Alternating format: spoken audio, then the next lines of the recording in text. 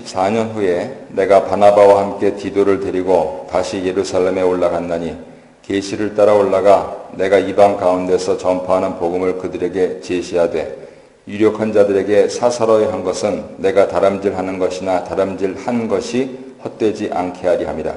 그러나 나와 함께 있는 헬라인 디도까지도 억지로 할례를 받게 하지 아니하였으니 이는 가만히 들어온 거짓 형제들 때문이라.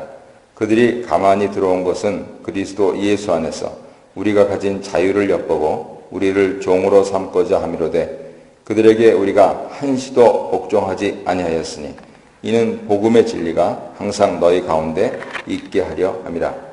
유력하다는 이들 중에 본래 어떤 이들인지 내게 상관이 없으며 하나님은 사람을 외모로 취하지 아니하시나니 저 유력한 이들은 내게 의무를 더하여 준 것이 없고 도리어 그들은 내가 무할례자에게 복음 전함을 맡은 것이 베드로가 할례자에게 맡은 것 같은 것을 보았고 베드로에게 역사하사 그를 할례자의 사도로 삼으시니가 또한 내게 역사하사 나를 이방인의 사도로 삼으셨느니라.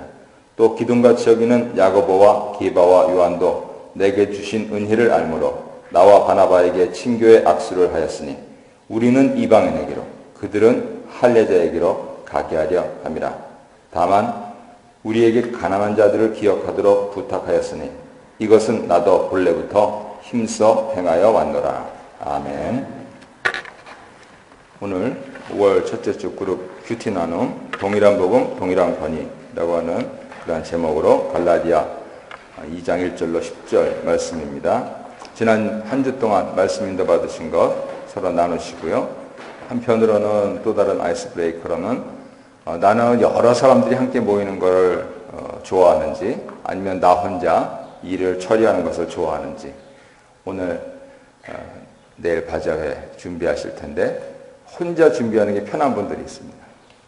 근데 또 여러 사람이 같이 이렇게 만들어 놓은 거 집어 먹으면서 하는 거가 더 좋으신 분들도 있으시거든요. 사람마다 달라요. 그래서 어떤 종류의 어떤 타입인가 라고 하는 거 서로 나누도록 하시면 아하 그렇구나 라고 하면서 형제들을 더 자세히 자매들을 더 자세히 아실 수 있는 좋은 기회가 되실 것입니다. 바리새파 중 어떤 믿는 이들이 이방인 교회를 찾아와서 예수 그리스도를 믿는 것 외에 할례 모세 율법을 지킬 것을 주장했습니다. 이에 바울은 과거 예루살렘을 방문했던 때 일을 들어서 오직 그리스도를 믿음으로 구원을 얻는 복음이 그 자체로서 온전하고 유효한 것임을 천명하고 있습니다. 흔히 얘기해서 이신층의 복음이라고 하는데 이신층이 복음에 대해서 그 자체에 대해서는 로마서보다도 갈라디아서에서 더 아주 강력한 논증을 하고 있습니다. 초기 서신이라고 알려져 있는데 이 갈라디아서를 통해서 로마서를 완성하셨는지 혹은 같이 병행하셨는지 하는 것은 학자들이 연구할 것이고 우리들은 지금 사도 바울이 믿음으로써 의롭다함을 받는다에 저촉되는 것들은 모두 다 정리하는 그러한 입장과 또 신학과 교리 이런 부분들을 지금 묵상을 하고 있습니다. 그런데 신학과 교리라고 해서 이렇게 무겁고 또 너무 이론적이라서 우리하고 동떨어진 내용들이 아니고 우리 실제 상황에서 적용하면서 살아갈 수 있는 그것을 가지고 논증을 하고 있기 때문에 21세기 신자의 삶에서도 적용이 가능하다고 보여집니다. 공부해 보겠습니다. 말씀과 나눔인데요. 첫 번째, 바울은 과거 예루살렘을 방문해서 이방인들에게 전파하는 복음을 제시했던 경험과 헬라인 디도를 할례받지 않게 했어도 아무런 문제가 없었던 사례를 들어서 자신이 전하는 복음 정당성을 주장합니다.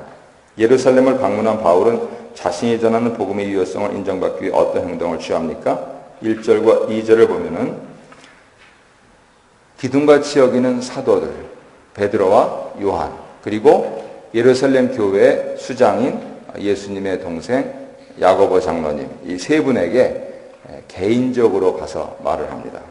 왜냐하면 사도 바울에게 있어서는 우리가 서신서를 통해서 알고 있듯이 사도의 권위를 인정받는 일이 매우 중요하고 절박한 것이었습니다.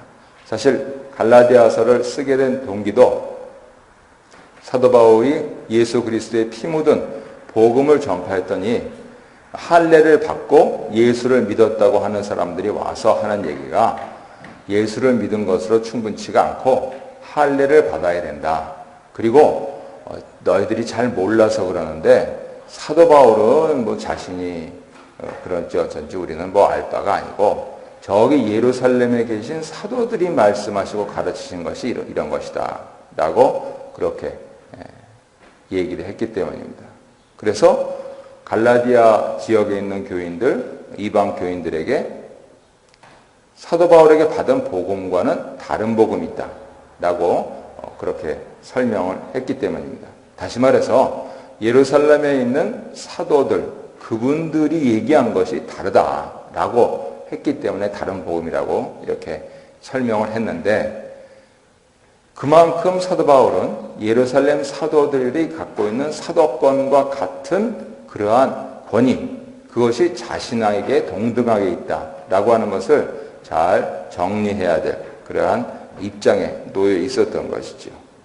그래서 대적자들이 호도하지 않고 그 부분에 대해서 사도들 자신이 우리가 상하가 있는 것이 아니고 예수 그리스도께 복음 전파의 사명을 받았다라고 하는 것이 같은 그러한 종류다라고 하는 그 인정을 받는 것이 중요했기 때문에 야고보 장로님이나 베드로나 요한과 만나서 예수님을 만난 그러한 것을 서로 나누고, 그리고 또 예수님께서 명하신 것도 나누고, 베드로하고 요한은 적어도 풀타임으로 1년 이상은 예수님 쫓아다니지 않았습니까?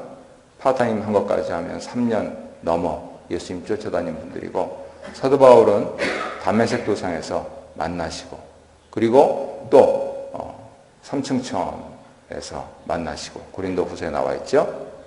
그래서 예수님께서 그렇게 직접 면대해 주신 그러한 것을 서로 나누면서 당신이 만난 예수가 우리가 모셨던 예수임에 틀림없다 라고 하는 그러한 확정을 받고, 그렇다면 당신이 하는 사역은 비록 우리 예루살렘 공회에서 최초로 파견하여서 이루어진 선교 사역은 아니지만, 즉 당신이 스스로 먼저 시작한 사역이지만 그것은 예루살렘 교회가 왈가왈부할 것이 아니고 위로부터 오신, 하늘이 주신 예수 그리스도께서 친히 명하신 그러한 이방인 사역을 우리가 공식적으로 인정한다 라고 하는 것을 결론을 냈던 것입니다.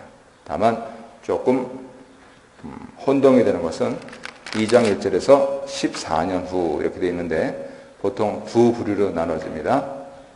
사도 바울이 회심을 체험하고 나서 14년인지, 아니면은 이제 회심을 체험하고 아라비아 광야에 가서 기도하고 또 고향에 낙향했다가 이렇게 지낸 시간들이 한 3년여가 됩니다. 그래서 3년여 만에 이제 다시 바나바가 픽업을 하고, 그리고 안디옥 교회 사역을 하다가 거기서 역시 할례 문제가 생겨서 첫 번째 예루살렘 공회에 올라간 거, 그렇게 치면은 벌써 17년이 흘러버려요. 대단히 중요한 사실은 사도 바울은 예수님 만나고 바로 사역하지 않았다는 겁니다. 최소한 14년에서 17년의 준비 기간이 있었다라고 하는 것을 읽을 수 있고, 그 기간 중에 얼마나 마음이 참 노심초사했을까. 복음을 전하면 와서 다른 복음이라고 하니, 그래서 예루살렘 공회에 가서 야고보 장로님, 이제 현대식으로 표현하면 친필 서명한 그러한 것도 받아서 유다와 더불어서 이렇게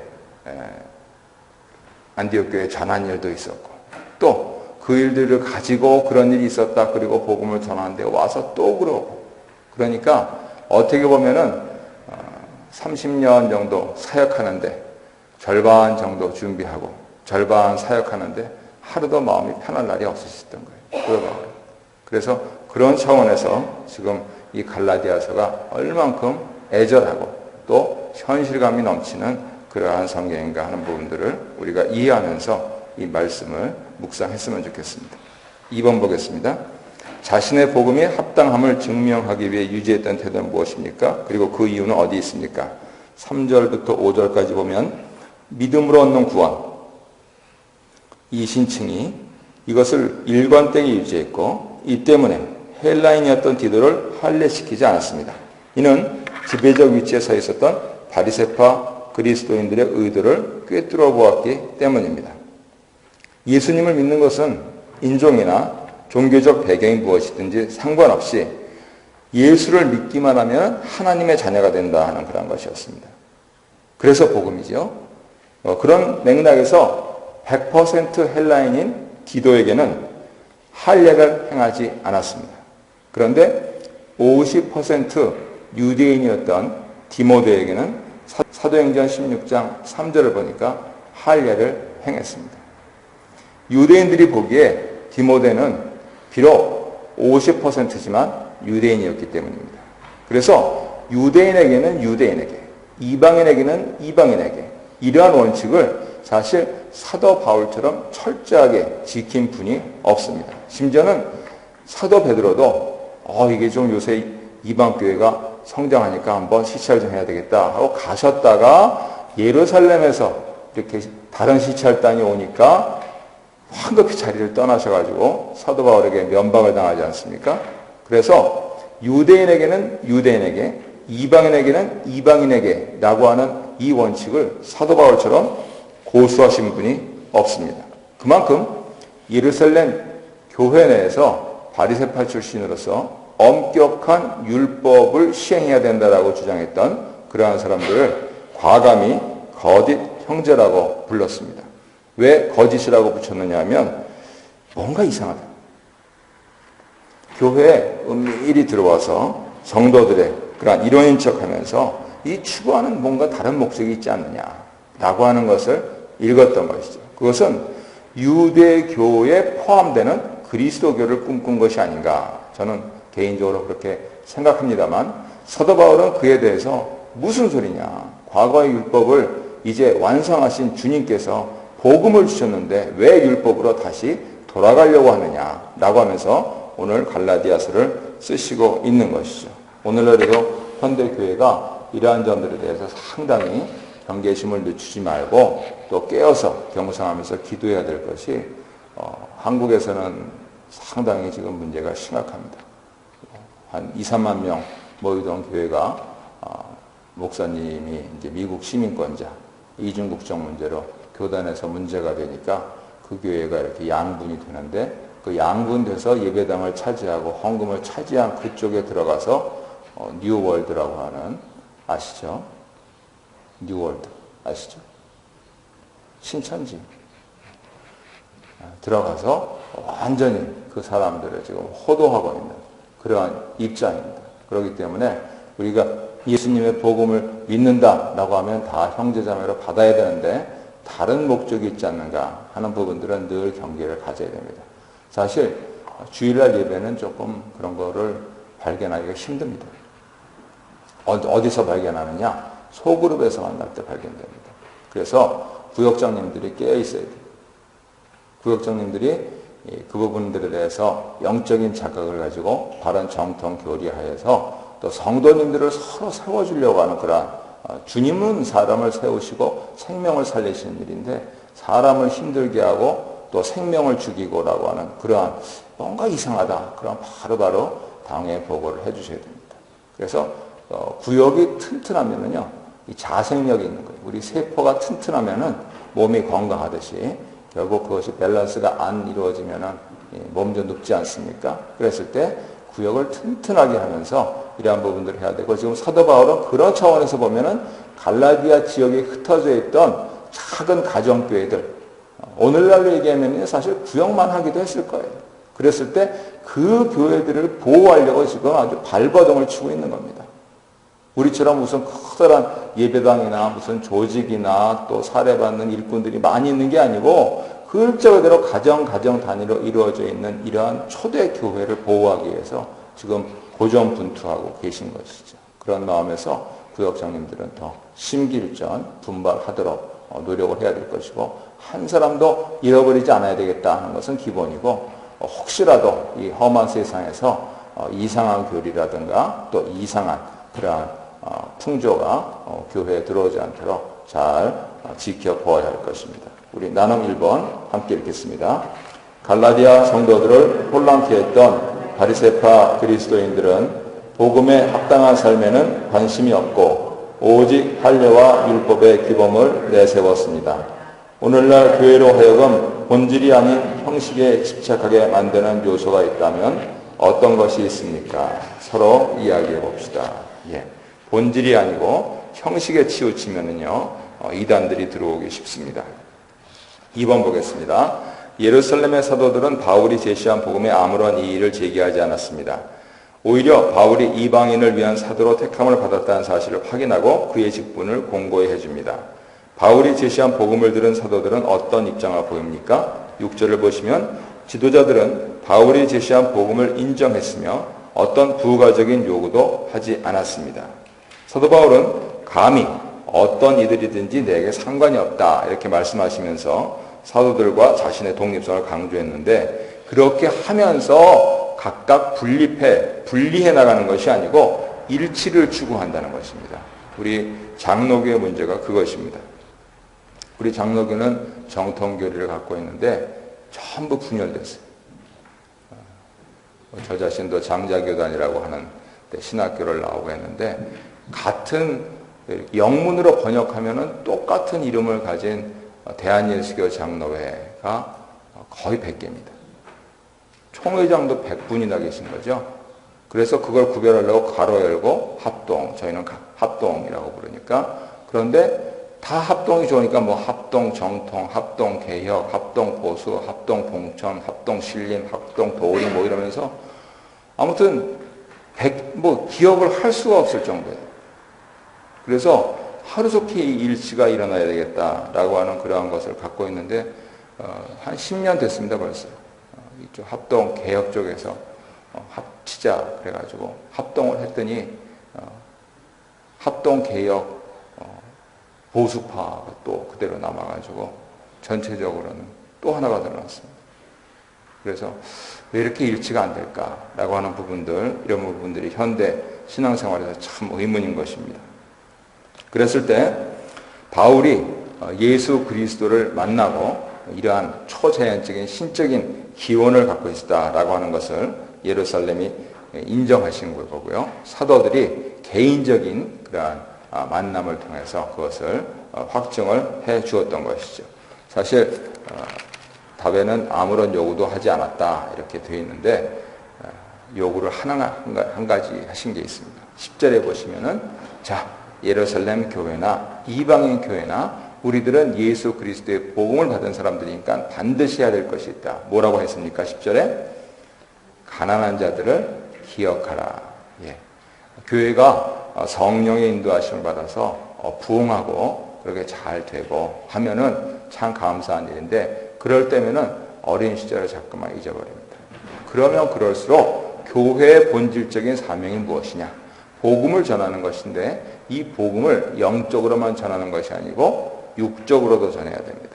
그게 성육신하신 복음의 특징입니다. 그래서 교회가 자리 잡아가면 갈수록, 교회가 커지면 커질수록 더 구절에 힘써야 되는 것이죠.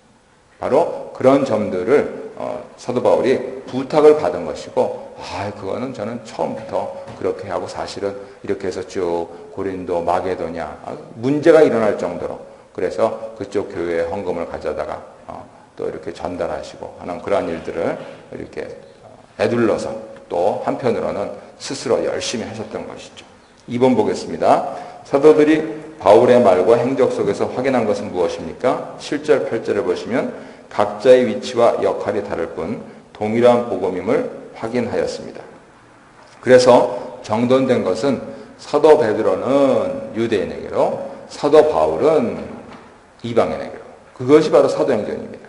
사도행전을 그렇게 전체 28장에서 이제 거의 8장, 9장 넘어가서는 벌써 사도 바울이 등장하지만, 결국은 한 12장, 13장 가면서 그 전까지 사도 베드로의 사역을 그렇게 말씀을 하시고, 그리고 이어서 사도 바울의 사역을 우리에게 전해준 것이 사도행전입니다. 그랬을 때 중요한 것은 사도 베드로가 1차 예루살렘 공회에서 말씀하셨듯이 고넬료, 이방인 백부장 고넬료 가정에 하나님 말씀 듣기를 청하여서 말씀을 들었더니 성령이 임하시고 그들에게 성령이 임하시는 것을 보고 그들에게 세례를 주신 그 일. 이것은 예루살렘 교회가 스스로 이방인들에게 성령이 임하신 것을 보고 세례를 주고 그들을 공동체의 일원으로 받아들이고 그리고 나아가서는 저는 개인적으로 로마 교회의 구성원 중에 한 분이 고넬료가 아닐까 이렇게 짐작을 하고 있습니다만 그렇게 하면서 이방인 교회들을 세워나가는 그 일들을 솔선수범하셨다는 거예요.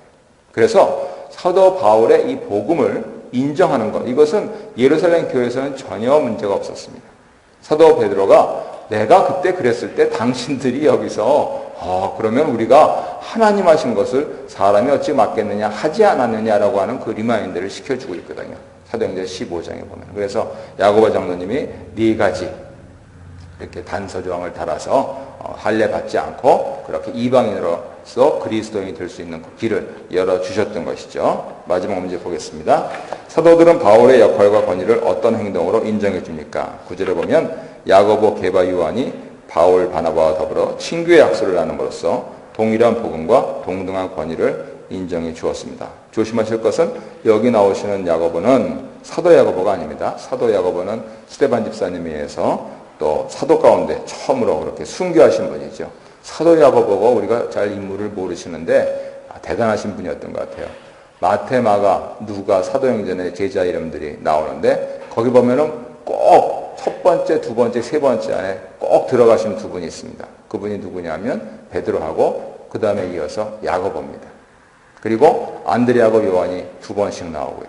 성경에서는 차례하고 이것이 굉장히 중요하기 때문에 사도들 가운데서 베드로 사도와 야고보 사도의 위치가 어땠는가 하는 것, 그것을 우리가 짐작할 수 있는 것이죠. 그분이 또 치맛바람을 일으켜서 예수님 고난받으러 올라가실 때 자리 다툼하시고 하셨는데 결국 내가 마시는 잔을 네가 마실 수 있느냐 했을 때 예 했던 그 말 그대로 최초의 사도로서 순교자가 되셨던 것이죠. 그러면 여기 있는 야고보는 예수님, 형님을 믿지 않았지만 예수님 부활하시고 승천하시는 것을 목격한 그러한 야고보 장로님이 이제 예루살렘 교회를 잘 다독거리시고 지혜롭게 그렇게 그 교회를 인도하셨던 바로 그분인 것이죠. 그런데 이분들이 신교의 악수를 했다는 것입니다. 그것은 바울과 바나바를 사역자로 인정했다는 것이죠. 우리가 파견해서 선교사가 된 것이 아니지만 이제 선교사역을 하면서 그곳에서 일어난 목회가 하나님의 복음에 합당한 것이고 예수 그리스도의 피 묻은 복음, 우리가 믿는 것과 다르지 않다라고 하는 것을 신교의 악수를 함으로써 그렇게 증명을 해주시고 그리고 사도 바울과 바나바가 하고 있는 사역에 대해서 우정과 신뢰를 그렇게 보내주시고 있는 것입니다. 말씀을 정리하도록 하겠습니다. 바울이 전하는 복음에 의해서 세워진 이방 교회들에게 할례, 율법, 또 절기 준수가 필요하다라고 이렇게 주장하는 바리새파 그리스도인들에 대해서 그런 것이 아니고 우리가 받은 이방인을 위하여 받은 이 복음은 그러한 의식적인 것이 아니고 오직 복음을 실천하는가. 오늘 현대어로 말하면 무엇이겠습니까? 사랑을 실천하는가. 특별히 누구에 대한 사랑이겠습니까? 사도 베드로, 요한, 야고보 장로님이 특별히 부탁한 것으로 하면은 가난한 사람들, 그런 사람들을 향해서 우리의 사랑을 실천하고 있는가 하는 것, 이것을 현대 교회가 잘 새겨 듣고 우리도 같은 복음을 받았다면은 역시 이 일을 반드시 기억해야 되겠다라고 하는 그런 각오를 다지시고 특별히 이제 현재 우리 교회에서 가난한 사람들이 누군가 하는 것을 쭉 보시고 교회에 가난한 사람들이 없으면은 그다음 교회 밖에 가난한 사람들이 누군가 쭉 보시고 뭐 어떻게 다 할 수 있겠습니까? 국가도 못하는 일을. 그러나 우리 교회가 할 수 있는 일들은 반드시 있습니다.